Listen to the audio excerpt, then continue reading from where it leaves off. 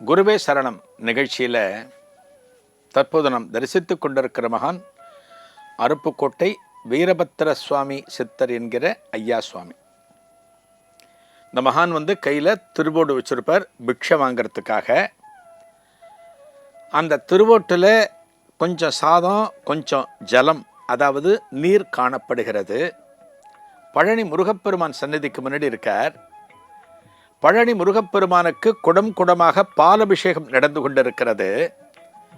தன்னோட கையில் இருக்கிற திருவோட்டை கொடுத்து இதில் இந்த நீரையும் முருகப்பெருமானுக்கு அபிஷேகம் பண்ணுங்க அப்படின்னு சொல்கிறார். இந்த பூஜகர் அதிர்ந்து போகிறார். இதெப்படி அபிஷேகம் பண்ண முடியும் அப்படின்னு அவர்கிட்ட கேட்குறார். இல்லை, இந்த பால் பண்ணுறீங்களே, இதுவும் பால் மாதிரி தான், இதை பண்ணுங்க அப்படிங்கிற. இல்லை, இதெல்லாம் பண்ணக்கூடாது சொல்கிறார். இவர் திரும்ப சொல்கிறார். இவர் திரும்ப திரும்ப சொல்ல அவர் கோபத்தோடு பிடுங்கி அந்த திருவோட்டை அப்படி வீசி எறிகிறாராம் பூஜகர். அந்த திருவோட்டை வீசி எறிகிற போது அது அந்தரத்தில் அப்படி நிற்கிறது. கையில் அந்த திருவோட்டில் அன்னம் இருக்கு, அதில் நீரும் இருக்கு, சிந்தலை செதறலை, அப்படியே அந்தரத்தில் நிற்கிறது. அப்பத்தான் அந்த பூஜகருக்கு இவரை பற்றி தெரிகிறது. ஒரு முருகப்பெருமானது அருள் இல்லாமல் இந்த திருச்சன்னதியில் இப்படிப்பட்ட ஒரு நிகழ்வு நடக்க முடியாது. அப்படின்னா முருகப்பெருமானோட அருள் பெற்றவராகத்தான் இருக்க முடியும். முருகப்பெருமானே இதை அபிஷேகம் செய்யணும்னு விரும்புகிறான் போல் இருக்கிறது அப்படின்னு தீர்மானித்து அந்த வீரபத்திர சுவாமி சித்தரிடம் மன்னிப்பு கேட்கிற போது அந்த திருவோட்டை தன்னோட கையில் வரவழைக்கிற வீரபத்திர சித்தர். அந்தரத்தில் இருந்தது. இவர் கையை நீட்டார்.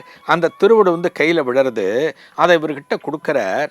அதை கொண்டு போய் முருகப்பெருமானுக்கு அபிஷேகம் பண்றார். எவ்வளவு விசேஷமான சித்தர் பாருங்க வீரபத்திர சுவாமி சித்தர். மாசி மாசம் புனர்பூச நட்சத்திரத்தில் இவர் சித்தியானார். இவரே உட்கார்ந்து நான் சித்தியாக போறேன் அப்படின்னு எல்லாருக்கும் அறிவித்து விட்டு உயிரோடு உட்கார்ந்து சித்தியானார். இவர் சித்தியாகிற அதே நேரத்தில் திருச்செந்தூரில் மாசி திருவிழா நடந்து கொண்டிருக்கிறது. திருச்செந்தூர் முருகப்பெருமான் கோவிலில் சண்முக விலாசத்தில், திருச்செந்தூரில் சண்முக விலாசம்னு அந்த சண்முகருடைய உற்சவர் வைக்கப்பட்டிருக்கிற இடம் சண்முக விலாசம் சொல்லுவாங்க. அந்த இடத்துல இவர் உட்கார்ந்துருக்கார். யார்? வீரபத்திர சுவாமி உட்கார்ந்துருக்கார். இங்கே சமாதி ஆகி கொண்டிருக்கிறார். சொன்ன பார்த்தீங்களா, ஒரே சமயத்தில் ஒரே நேரத்தில் இவர்களால் பல இடங்களில் இருக்க முடியும். அங்கே இருக்கிற பக்தர்களுக்கு காட்சி கொடுத்திருக்கார்.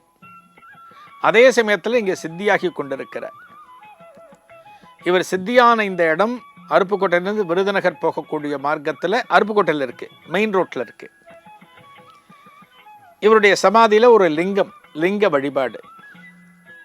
இவர் தன்னோட காலத்தில் தான் பயன்படுத்தின ருத்ராட்ச மாலை அந்த சிவனுக்கு அணிவிக்கப்பட்டிருக்கிறது. இவருடைய இந்த ஆலயத்தில், வீரபத்திர சுவாமி ஆலயத்தில் முருகப்பெருமான், விநாயகர் ரெண்டு பக்கமும் உண்டு. அதை தவிர பேச்சியம்மன், சாலிய மகரிஷி இவர்களுக்கும் சந்நிதி உண்டுன்னு சொன்னேன்.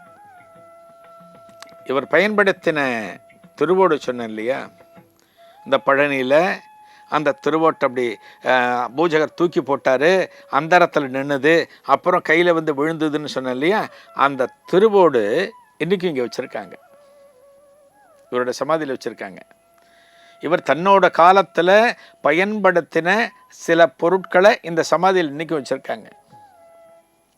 வீரபத்திர சுவாமி சித்தர்னு பேர். ஐயா சுவாமின்னு பக்தர்கள் அன்போடு அழைக்கிறார்கள். 200 வருடங்களுக்கு முன்னால் வாழ்ந்த சித்தர் இவர். பாருங்க, எத்தனை அற்புதங்கள் நிகழ்த்தி, எத்தனை பேருக்கு இருந்த மன மயக்கத்தை அகற்றி, இந்த பகுதியில் இருக்கிற பலருக்கும் ஒரு கல்வி அறிவை கொடுத்து, இந்த சித்தர் இன்றைக்கும் இதே இடத்தில் அடங்கி கிடக்கிறார். தன்னை தேடி வருகின்ற பக்தர்களுக்கு அருள் பாலித்து வருகிறார். ஒரு சித்தரோட சமாதி தான், ஒரு மகானோட சமாதி தான் இந்த காலத்தில் நமக்கெல்லாம் ஒரு தெளிவை கொடுக்கக்கூடியது. நம்ம அத்தனை பேரும் ஏதோ ஒரு மயக்கத்தில் இருக்கோம். அது புகழ் மயக்கமாக இருக்கலாம், பண மயக்கமாக இருக்கலாம், பாச மயக்கமாக இருக்கலாம், எந்த மயக்கமாக வேண்டுமானாலும் நம்ம இருக்கலாம். மயக்கம்ங்கிறது கூடாது. அதையெல்லாம் அகற்றக்கூடியவர்கள் முற்றும் துறந்த இவரை போன்ற மகான்கள். இந்த மகானை வணங்கி வீரபத்திர சுவாமி சித்தரது அருள் அனைவருக்கும் கிடைக்க வேண்டும்.